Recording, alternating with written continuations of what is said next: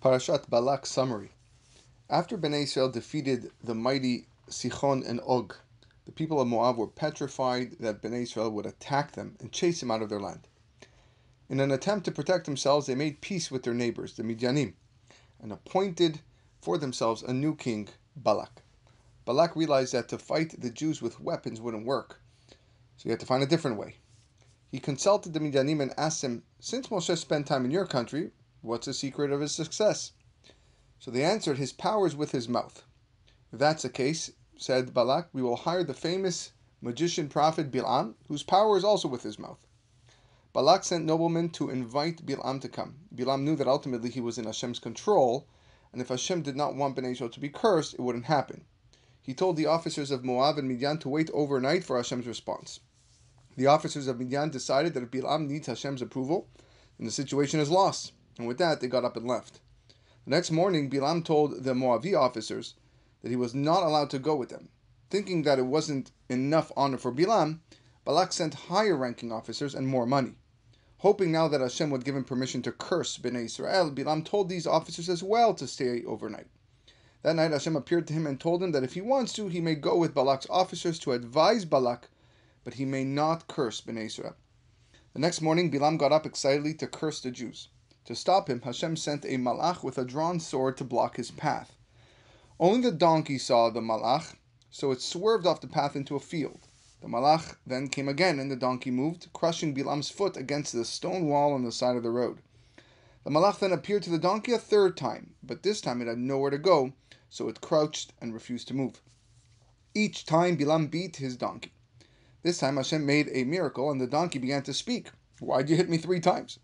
If you need to use a stick against me, how do you think you will defeat Bnei Israel?" The officers of Moab laughed when they saw Bilam arguing with the donkey. Bilam agreed that he sinned, but in his heart he still planned to curse Bnei Israel. The malach allowed him to continue, warning that he shall say whatever Hashem allows him to. The next morning, Bilam told Balak to prepare 7 altars, mizbechot, and to bring a bull and ram on each. Bilam went up the mountain to see Bnei Israel. Hashem appeared to him and forced him to bless Bnei Israel in front of Balak.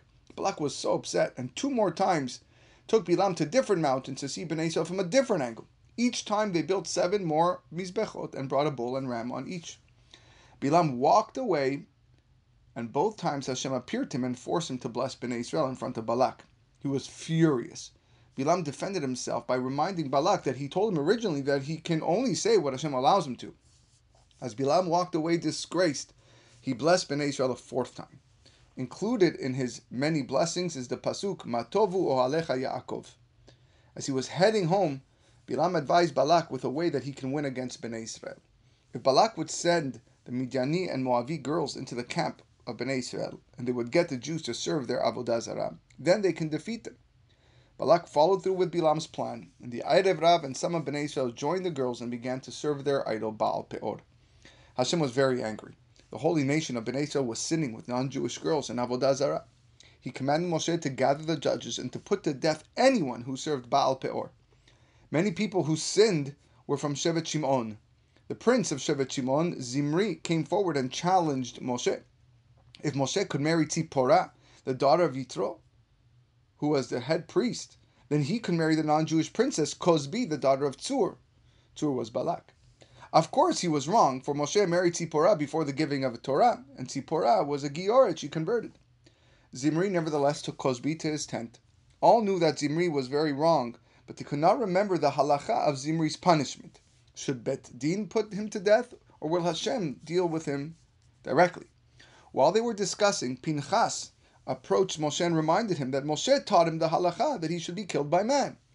Moshe told Pinchas, since he merited to remember it, he should kill them.